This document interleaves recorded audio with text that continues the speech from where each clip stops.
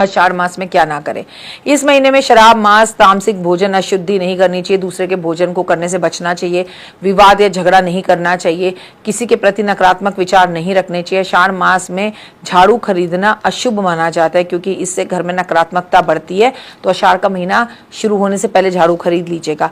बाल काटना, नाखून काटना सही नहीं माना जाता है। आषाढ़ का महीना बहुत खूबसूरत महीना है। इस महीने के अंदर सारे धार्मिक कार्य होते हैं। आषाढ़ के महीने में ही गुप्त नवरात्रे भी आते हैं। ये बात अपने दिमाग में जरूर याद रखिएगा। यानी कि सब तरह की गुप्त एनर्जीज आपको मिलनी शुरू हो जाती है और चतुर्मास शुरू हो जाता है। और भगवान कृष्ण को आषाढ़ का महीना बेहद प्रिय है। तो हरि विष्णु का नाम लें। और देव गुरु बृहस्पति जो है वो अतिचारी होकर इस साल के हिंदू कैलेंडर के हिसाब से राजा हैं।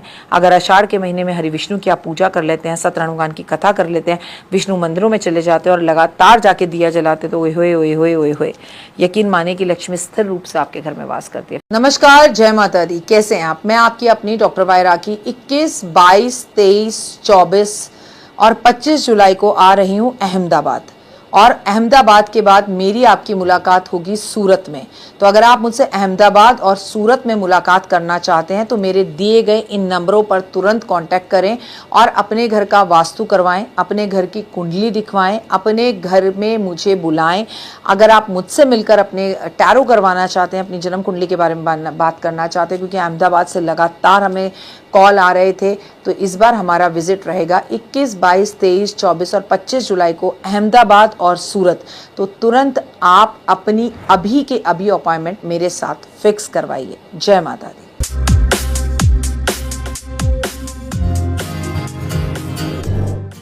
खूबसूरती कई बार इतनी खूबसूरत लगती है आपको अपने रिश्तों के अंदर कि आपको यही नहीं पता चलता कि उस खूबसूरती के पीछे दिखने में ताजमहल जरूर है लेकिन है तो एक कब्र ही। नमस्कार, सुस्वागतम, वेलकम, अभिनंदन। तो अगर खूबसूरती देखकर विवाह करने जा रहे हैं तो रुक जाइए, थम जाइए, समझ जाइए, कहीं आपकी कब्र ना बन जाए। क्योंकि खूबसूरती काम नहीं आती, काम इंसान के कर्म आते हैं, उसके लक्षण आते हैं और उसके संस्कार आते हैं। शादी उससे कीजिए जो संस्कारी हो, चाहे वो लड़का हो या लड़की। नमस्कार, सुस्वागतम, वेलकम, अभिनंदन। मैं हूं आपके साथ आपकी अपनी होस्ट दोस्त डॉक्टर वायरा की। आपका स्वागत अभिनंदन करती हूँ आपके, मेरे और माता रानी के इस खूबसूरत से यूट्यूब चैनल पर। ओए होए, सुबह की राम राम। कैसा है मेरा ये संसार? दिन दुगनी रात चौगनी तरक्की करें, माता रानी की असीम कृपा आपके संसार और परिवार पर बनी रहे। चलिए कार्यक्रम की शुरुआत करते हैं हमेशा की तरह बिलीव इन कर्मा।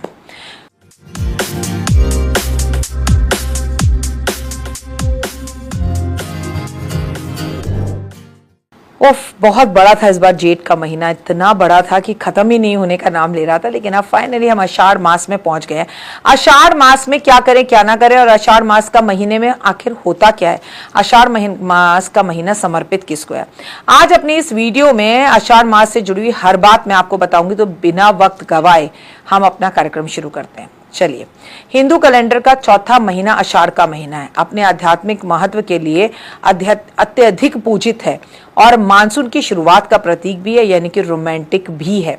यह महीना जो कि भगवान विष्णु को समर्पित है, महत्वपूर्ण उत्सवों को और रीति रिवाजों को लेकर आपके पास आता है। इस दौरान विशेष रूप से भगवान वामन की पूजा की जाती है। ये उम्मीद की जाती है कि किसान आषाढ़ शुरू होने से पहले अपनी बुआई पूरी कर ले और कर भी लेते हैं। मैं आपको बता दूं, पूरी की रथ यात्रा की शुरुआत भी, देव शयन एकादशी भी इसी महीने में जो है वो शुरुआत होती है। ये अध्यात्म के महीने से बहुत खास महीना हो जाता है क्योंकि इसी महीने में देव शयन एकादशी से हमारा चतुर्मास शुरू हो जाता है और पूरी की रथ यात्रा भी शुरू होती है। आषाढ़ के मास के कुछ नियम भी होते हैं। माना जाता है कि भगवान विष्णु आषाढ़ के दौरान अपनी दिव्य निद्रा में चले जाते हैं, अपने ससुराल चले जाते हैं, ससुराल में जाकर सो जाते हैं, समुद्र में जाके सो जाते हैं। इसलिए इस महीने में इन 4-5 महीने में जो आषाढ़ का महीने से शुरू होते हैं, आपको बता दूं कि बहुत महत्व हो जाता है समुद्र की पूजा का। इसलिए अगले 4 महीने तक के लिए शादियों का या मुंडन का या गृह प्रवेश का कोई समारोह नहीं किए जाते। शांति के लिए, दैविक पूजा के लिए, विष्णु के मंत्रों के लिए, जाप के लिए ये समय सबसे अच्छा रहता है। आपको भगवान की पूजा आराधना अर्चना करनी है। जैसे जैसे मानसून का महीना आता है, इस बात का ध्यान रखना है कि आप कितना पानी उपयोग कर रहे हैं। जहां पर भी संभव हो पानी की रक्षा करें, पानी बर्बाद बर्बाद ना करें, क्योंकि आप जितना ज़्यादा पानी बर्बाद करते हैं आप उतने ओवर इमोशनल होते हैं और उतने ज़्यादा आपका स्वास्थ्य खराब होता है, उतनी ज़्यादा बीमारियों का कारण भी बन सकता है। आषाढ़ के दौरान दान और पवित्र नदियों में स्नान का महत्व है। पानी पीते समय भगवान सूर्य की पूजा जरूर करें और भगवान सुबह उठते ही भगवान सूर्य को जल भी जरूर दें। जब आप खुद भी घुट घुट पानी पे तो सूर्य देव को याद कर कर करें। याद रखिए कि एकादशी, अमावस्या, पूर्णिमा पर घड़ा, छाता, नमक जैसी चीजों का दान इसी महीने में किया जाता है। इस महीने में पत्तेदार सब्जियां खाने से बचा जाता है क्योंकि वो दूषित होती हैं और उसमें कीड़े पड़े होते हैं, इसलिए आप पालक नहीं खा सकते हैं, आप सलाद पत्ता नहीं खा सकते हैं। धनिया पुदीना भी साफ कर कर खाएं। मांस, मदिरा, बैंगन, तामसी भोजन, शराब, इन सब ये सब वर्जित हैं, इस समय पर नहीं खाना चाहिए। इस महीने में भगवान हनुमान, माँ दुर्गा, भगवान शिव और भगवान विष्णु की पूजा की जाती है और ग्रहों दोषों की नकारात्मक प्रभावों से बचा जा सकता है। इस प्रकार भक्ति करने से आपके जीवन में कई चुनौतियां जो होती हैं वो नकारात्मक होते हुए भी सकारात्मक हो जाती हैं। आषाढ़ मास में क्या करें? आषाढ़ के महीने में आपको श्री हरि भगवान विष्णु की पूजा अर्चना करनी चाहिए। आपको हर दिन ओम नमो भगवते वासुदेवा का जाप जरूर करना चाहिए। आपको मानसिक और शारीरिक क्षमता बढ़ती है और शांति मिलती है। इस महीने में छतरी, वस्त्र, अन्न, गुड़, नमक, गेहूं, तांबा, कासा, जल से भरा हुआ पात्र, मटका दान करना चाहिए, पुण्य की प्राप्ति होती है। वहीं इस महीने में एकादशी पे व्रत जरूर रखना चाहिए, मन को शुद्ध रखना चाहिए। आषाढ़ के महीने में तुलसी पर जल अर्पित करने से भगवान विष्णु की अति कृपा पर होती है। तुलसी के पौधे में पीले रंग के कलावा को 108 गांठ से बांध दीजिए और अपनी मनोकामना बोल दीजिए। शादी के प्रबल योग उठ जाएंगे। शादी नहीं हो रही तो हो जाएगी। आषाढ़ मास में क्या ना करें? इस महीने में शराब, मांस, तामसिक भोजन, अशुद्धि नहीं करनी चाहिए। दूसरे के भोजन को करने से बचना चाहिए। विवाद या झगड़ा नहीं करना चाहिए। किसी के प्रति नकारात्मक विचार नहीं रखने चाहिए। आषाढ़ मास में झाड़ू खरीदना अशुभ माना जाता है क्योंकि इससे घर में नकारात्मकता बढ़ती है। तो आषाढ़ का महीना शुरू होने से पहले झाड़ू खरीद लीजिएगा। बाल काटना, नाखून काटना सही नहीं माना जाता है। आषाढ़ का महीना बहुत खूबसूरत महीना है। इस महीने के अंदर सारे धार्मिक कार्य होते हैं। आषाढ़ के महीने में ही गुप्त नवरात्रे भी आते हैं। ये बात अपने दिमाग में जरूर याद रखिएगा।